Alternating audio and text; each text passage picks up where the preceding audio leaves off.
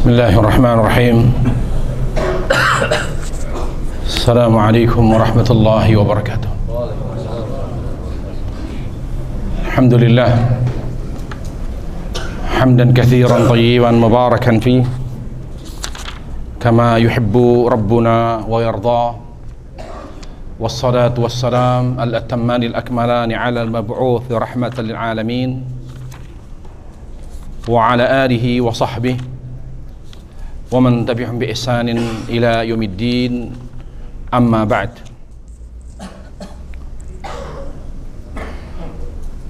Para jemaah sekalian yang dimuliakan Allah tabaraka wa taala, pertama, marilah kita senantiasa mengingatkan diri kita untuk selalu bersyukur kepada Allah agar kita fokus kepada tujuan hidup kita di dunia dan akhir hayat kita adalah husnul khatimah, dengan selalu mengisi setiap detik dari umur kita untuk bersyukur kepada Allah Jalla wa'ala.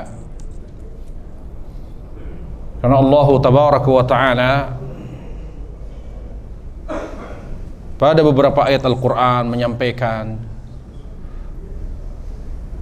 yang memadukan antara kebahagiaan dunia dan akhirat adalah syukur kepada Allah. Allah Jalla wa'ala yang berfirman, wa minhum man yaquluna rabbana atina fid dunya hasanah wa fil akhirati hasanah. Di antara mereka ada yang berucap dan berdoa, karuniakanlah kepada kami kebaikan di dunia dan kebaikan di akhirat. Dia pula yang berfirman, wallahu akhrajakum min butuni ummatikum la ta'lamuna syai'a wa ja'ala lakumus sam'a wal absara wal afida la'allakum tashkurun. Dan Allah mengeluarkan kalian di perut ibu kalian dalam keadaan tidak mengerti apa-apa, lalu memberikan kepada kalian pendengaran, penglihatan dan hati agar kalian bersyukur. Para jemaah sekalian Allah Subhanahu wa taala, ayat saling menjelaskan satu sama lain. Kesimpulannya adalah bahwa hidup kita adalah untuk bersyukur. Karena dengan bersyukur kepada Allah Jalla wa'ala, maka Allah Ta'ala akan memberikan kepada kita kebahagiaan dunia akhirat. Apa arti syukur? Kalau kita menganalisis syukur, kata syukur dalam Al-Quranul Karim, maka syukur berarti cinta dan taat kepada Allah Jalla wa'ala. Cinta kepada Allah Jalla wa'ala dengan tauhid. Allah Ta'ala berfirman, alladzina amanu wa lam yalbisu imanuhum bidzulm ulaika lahumul amnu wa hum muhtadun.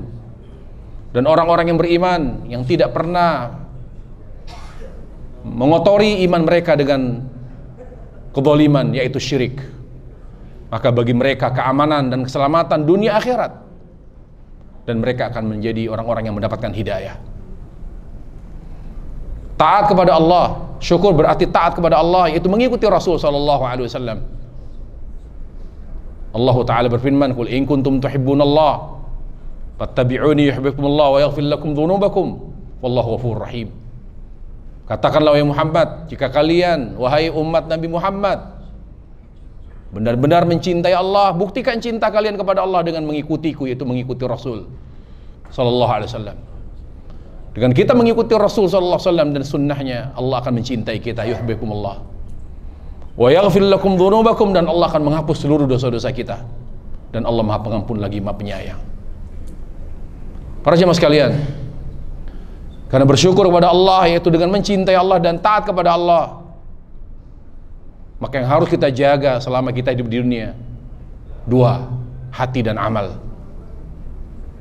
Itulah poros istiqamah.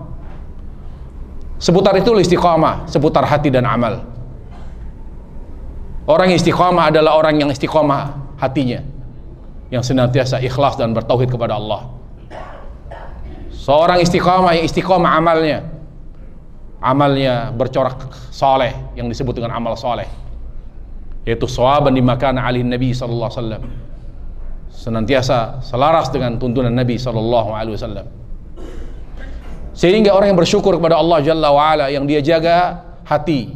Setiap dia beramal selalu ikhlas karena Allah. Dan ketika dia beramal, tidak hanya beramal, tapi dia perhatikan betul apakah amalnya sesuai dengan contoh Rasul atau tidak. Karena amal yang bernuansa syukur adalah amal yang sesuai dengan contoh Rasul. Dalilnya Allah Jalla berfirman, liyabluwakum ayyukum ahsanu amala. Untuk menguji kalian siapa di antara kalian yang paling baik amalannya, bukan paling banyak. Allah Ta'ala berfirman, amilatun nasibah. Ada amal-amal yang hanya bikin orang lelah, capek, tapi nggak ada nilai pahalanya. Yaitu apa? Amal yang kata mufassir, amal yang tidak ada contoh dari Nabi SAW. Ya ikhwatal iman, bagaimana caranya kita bisa istiqamah? Belajar agama, talabul ilm. Itulah sebabnya Nabi SAW bersabda, talabul ilmi fardhu ala kulli muslim. Menuntut ilmu agama wajib atas setiap muslim. Apa tujuan utama belajar agama? Tujuan utama belajar agama agar mengenal Allah. Jadi kita ngaji seperti ini tujuannya mengenal Allah Jalla wa'ala, mengenal namanya, sifatnya, apa yang Allah cinta, apa yang Allah benci. Makanya kata ulama, ilmu agama ada dua, ilmu tentang Allah dan ilmu tentang syariat Allah. Hakikat syariat Allah adalah al-awamir wan nawahi, apa yang Allah cintai dan apa yang Allah benci. Itu syariat Allah Jalla wa'ala. Jadi bagaimana kenapa kita harus belajar agama? Agar mengenal Allah dan mencintai Allah. Ini istiqamah hati. Kemudian kita jaga lisan kita. Buktikan cinta kita kepada Allah dengan lisan yang selalu memuji Allah, yang selalu berzikir kepada Allah. Zikir terbaik Al-Quranul Karim. Menjaga istiqamah lisan dengan Al-Quran. Istiqamah agar akhir hayat kita adalah husnul khatimah. Maka kita harus jaga istiqamah amal kita dengan salat. Karena salat ya ikhwatal iman adalah penentu kunci kebaikan amal-amal yang lain. Kata Nabi alaihissalam, fa in saluhat saluhas sairu amali, fa in fasadat fasada sairu amali. Kalau baik salatnya akan baik seluruh amalnya. Jika rusak akan rusak seluruh amalnya. Allah Jalla berfirman, inna salata tanha al fahsyi wal munkar. Sungguhnya salat dapat mencegah dari perbuatan keji dan mungkar. Para jamaah sekalian yang dimuliakan Allah Subhanahu wa taala, maka kita selama diberi kesehatan oleh Allah, selama bernapas, harus amal yang paling harus kita jaga melebihi yang lain, apapun itu, salat. Telah kita terangkan menjaga salat dengan 5 cara. Menjaga khusyuknya, menjaga caranya sesuai dengan cara Rasulullah SAW, menjaga waktunya, menjaga khusyuk. Kata Allah Jalla wa'ala, qad aflahal mu'minun alladzina hum fi salatihim khashi'un. Sungguh beruntung orang yang beriman yang selalu khusyuk dalam salatnya. Menjaga salat seperti Allah Jalla wa'ala berfirman, seperti Rasulullah SAW bersabda, sallu kama ra'aitumuni usalli. Salatlah kalian sebagaimana kalian melihat aku salat. Menjaga waktunya sebagaimana Allah Ta'ala berfirman, inna salata kanat 'alal mu'minina kitaban mawquta. Sungguhnya salat kitaban mawquta kana 'alal mu'minin, diwajibkan oleh Allah atas orang beriman dengan waktu yang telah ditentukan. Menjaga tempatnya. Bagaimana Allah Subhanahu wa taala dan Rasulnya sallallahu alaihi wasallam terutama melalui hadis Abdullah bin Maktum, yaitu menentukan bahwa tempat salat laki-laki masjid, musalla, tempat salat perempuan adalah rumah. Jangan dibalik. Kemudian yang berikutnya adalah menjaga salat fardu dengan senantiasa mengerjakan salat sunnah. Jangan pernah kita meremehkan salat sunnah. Jangan kita mengabaikan salat sunnah. Karena salat sunnah fungsinya untuk menutup kekurangan pada salat fardu. Ingat, amal kita yang akan pertama Allah tanya adalah salat. Adalah salat ya ikhwatal iman.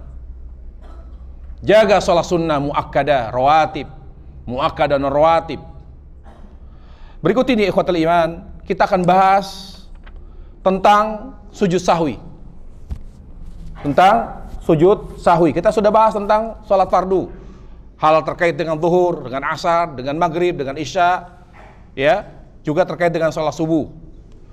Kita bahas tentang sujud sahwi. Apa hukum sujud sahwi? Ulama khilaf. Ada yang mengatakan wajib dan ada yang mengatakan sunnah. Ada yang mengatakan wajib dan ada yang mengatakan sunnah. Yang sahih wallahu alam, sujud sahwi hukumnya wajib. Tapi banyak sekali imam-imam rawatib tidak mengerti tentang hukum sujud sahwi. Salah dengan tidak meninggalkan, salah dalam salat dengan meninggalkan perkara wajib, dia tidak sujud sahwi. Padahal yang sahih kata Ibnu Taimiyah rahimahullahu taala, sebagian dikatakan dalam Baju Fatawa, beliau mengatakan was-sahih anna hukma sujudi sahwi wajib. Bahwa kesimpulannya sujud sahwi hukumnya wajib dengan dua pertimbangan. Yang pertama, banyak hadis-hadis sahih dari Nabi SAW yang mengandung perintah beliau dan tidak ada dalil yang malingkan perintah tersebut dari wajib menjadi sunnah. Tidak ada dalil yang malingkan dari wajib kepada sunnah. Yang kedua, Nabi setiap beliau meninggalkan perkara wajib dalam salat atau mengalami hal yang menyebabkan beliau harus sujud sahwi, beliau selalu mengerjakannya dan tidak pernah meninggalkannya selama ada sebab sujud sahwi. Ya, yusahwi hukumnya wajib. Oleh karena apa sujud sahwi? Para ulama mengatakan sujud sahwi yang jelas tidak dilakukan ketika meninggalkan rukun. Nggak bisa. Seorang yang meninggalkan rukun sholat tidak bisa diatasi dengan sujud sahwi. Tidak bisa. Misalnya sholatnya cepat, Allahu Akbar, Sami Allahu liman hamidah. Dia harus ulangi sholatnya. Tidak bisa ditutup di akhir sujud sahwi. Atau dia lupa Al-Fatihah, dia lupa membaca Al-Fatihah. Atau dia lupa sujud, atau dia lupa ruku, berdiri langsung sujud. Dia tidak bisa mengatasi kesalahannya dengan sujud sahwi karena itu rukun. Para ulama mengatakan sujud sahwi itu dilakukan ketika kita meninggalkan hal wajib dalam sholat. Ingat, adapun meninggalkan sunnah bisa melakukan sujud sahwi, bisa tidak. Kata Ali bin Abi Thalib radhiyallahu an bahwa sujud sahwi boleh kalau kita lupa mengerjakan sunnah dalam sholat fardu. Tapi ulama sepakat bahwa sujud sahwi dilakukan karena kita meninggalkan salah satu kewajiban dalam sholat. Contoh, meninggalkan tasyahud awal. Meninggalkan tasyahud awal. Atau kalau kita meyakini satu amalan yang dikhilafkan para ulama antara wajib dan sunnah, kita meyakini wajib. Contoh, membaca ta'awud. Sebagian ulama mewajibkan membaca ta'awud. Ya. Nah, kalau kita meyakini ta'awud itu wajib, lalu kita lupa membacanya, maka harus sujud sahwi. Tapi kalau kita meyakininya sunnah, maka tidak harus sujud sahwi. Yang berikutnya, ingat, ada 3 sebab sujud sahwi. Yang pertama, ya, karena an-naqs, yaitu karena kurang. Yaitu tidak dikerjakan hal wajib. Dalam bahasanya, kalau ulama bilang bin naqsi wa ziyadati wasyak. 3 sebab sujud sahwi. Karena kurang, artinya tidak mengerjakan hal wajib dalam salat, yaitu naqs. Atau menambah amal dalam salat, yang misalnya dia mengerjakan maghrib 4 rakaat, kemudian zuhur 5 rakaat, gitu ya. Atau dia kurang, misalnya rakaatnya harusnya 4, dia kerjain 3. Itu sebab sujud sahwi. Karena kurang, karena lebih, yang ketiga karena ragu, bisyak. 3 sebab sujud sahwi. Baik. Dalilnya masing-masing ada. Misalnya karena karena kurang misalnya. Ya, karena kurang, hadisnya adalah hadis Dzul Yadain, di mana Nabi SAW, ya, beliau pernah sholat kurang rakaatnya. Lalu ditegur, ya Rasulullah, aku siratus sholat, apakah sholatnya dikosor? Tidak, normal-normal saja kata Rasul. Ya Rasulullah, tadi engkau baru sholat 2 rakaat. Allahu Akbar kata Nabi. Akhirnya beliau langsung berdiri lagi untuk menyempurnakan sholatnya. Lalu setelah itu beliau sujud sahwi. Atau karena melebihi jumlah rakaat yang semestinya. Misalnya dalam hadis Abdullah bin Umar, anna Rasulullah SAW salat dhuhr 5, Nabi pernah salat dhuhr 5 rakaat. Ini dalil ikhwatul iman, Nabi itu manusia biasa. Tidak boleh kita menyembah beliau. Tidak boleh kita mengagung-agungkan Nabi melebihi maqam beliau sebagai seorang Rasul. Meyakini beliau mengerti isi Lauhul Mahfuz, mengatakan dan meyakini bahwa Nabi adalah sebab diciptakannya langit dan bumi. Dari mana dalilnya? Allah menciptakan langit dan bumi bukan karena cahaya Rasulullah, nggak ada kaitannya. Rasul tidak tahu isi Lauhul Mahfuz, nggak tahu. Sampai Allah katakan, Muhammad katakan, walau kuntu a'lamul ghaib, kalau saya tahu perkara gaib. Nabi tidak tahu perkara gaib. Kalau beliau tahu perkara gaib, beliau tahu dong Yahudi akan meracuni beliau. Salah satu sebab beliau meninggal dunia karena dampak dari racun, di mana beliau disuguhkan kambing ketika dijamu oleh Yahudi Khaybar. Ternyata kambing itu sudah dibubuhi racun. Racunnya sangat dahsyat. Tapi karena Allah Jalla wa'ala menjaga beliau dari pembunuhan, makanya beliau nggak mati. Tapi dampaknya ke tubuh beliau, sakitnya luar biasa, ke di dada beliau, sampai menjelang kematian beliau mengatakan, wa karbah, sesak sekali dada ini. Kalau beliau tahu gaib, beliau tahu ini ada racun, tapi beliau nggak tahu. Sembahlah Allah Jalla wa'ala. Nabi itu dihormati, dimuliakan dengan mengikuti tuntunan beliau Sallallahu Alaihi Wasallam. Ya, kemudian ketiga karena ragu, dia bingung. Kita bingung nih. Ini sudah 2 apa 3? Allah Akbar. 2, 3, 3 apa 4? Nah, ketika kita ragu, di situ kita memainkan peran apa? Yakin. Gimana kita lebih yakin yang mana? Falyabni ala mastaiqan, kata Rasul. Yang lebih kuat kecenderungannya kemana? Misalnya cenderungnya 3, berarti sudah 3 selesai. Ini maghrib 3 sudah. Setelah itu salam, tapi akhiri dengan sujud sahwi. Kemudian ikhwatul iman, sujud sahwi dilakukan sebelum salam atau sudah salam. Ulama merinci. Perhatikan. Berdasarkan hadis Jabir, ya, di mana Rasulullah SAW merinci, kalau sebab sujud sahwinya karena kurang rokaat atau karena ragu, maka dilakukan sahwi sebelum salam.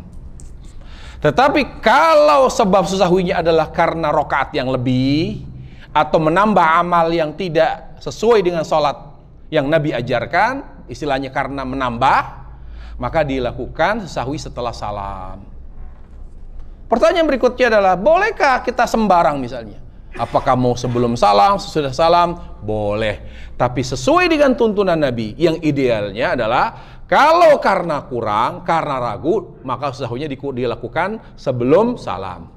Kalau karena lebih, misalnya ya kita diingatkan, kamu tadi sholat zuhur 5 rakaat loh. Astagfirullah, benar? 5 rakaat benar? Iya, saya perhatikan. Maka sujud sahwinya setelah salam. Ya, setelah salam. Taib.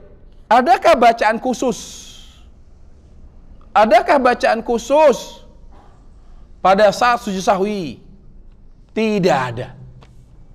Berarti bacaan di saat sujud sahwi sama dengan bacaan sujud yang lain.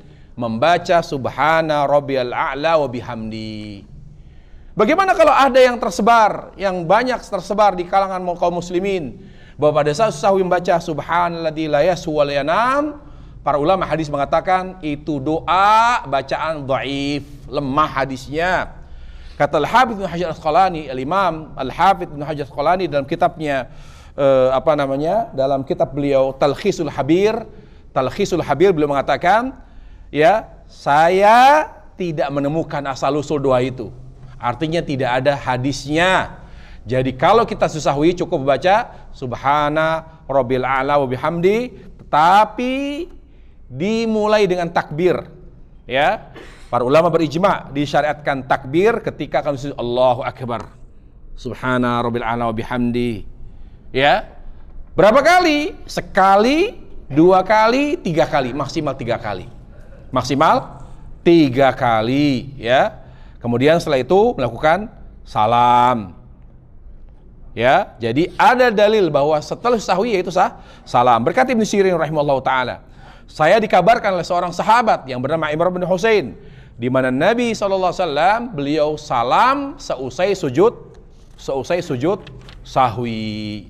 Demikian ya ikhwatul iman, penjelasan dan pembahasan kita tentang sujud sahwi. Semoga menambah pengetahuan kita, menambah ilmu kita tentang sujud sahwi, sehingga kita bisa mengamalkan sujud sahwi sesuai dengan tuntunan Nabi alaihissalam. Intinya ikhwatul iman, kalau kita mengalami kesalahan dalam salat, apalagi meninggalkan hal yang fardu, ya, hal yang wajib dalam salat, apakah dengan menambah atau dengan mengurangi atau ragu, jangan tidak sujud sahwi. Karena sebagian ulama mengatakan wajib, bahkan Syekhul Islam mengatakan lebih kuat pendapat wajib, karena tidak ada yang memalingkan dari wajib kepada sunnah. Dan amalkan ini untuk menutup kekurangan pada salat fardu kita, untuk berupaya agar salat fardu kita senantiasa sempurna di mata Allah Subhanahu wa taala. Wallahu taala alam, wa sallallahu wasallam wa barak ala Muhammad wa ala alihi wa sahbihi wasallam. Subhanakallah bihamdik, asyhadu an la ilaha illa anta, astaghfiruka wa atubu ilaik. Assalamualaikum warahmatullahi wabarakatuh.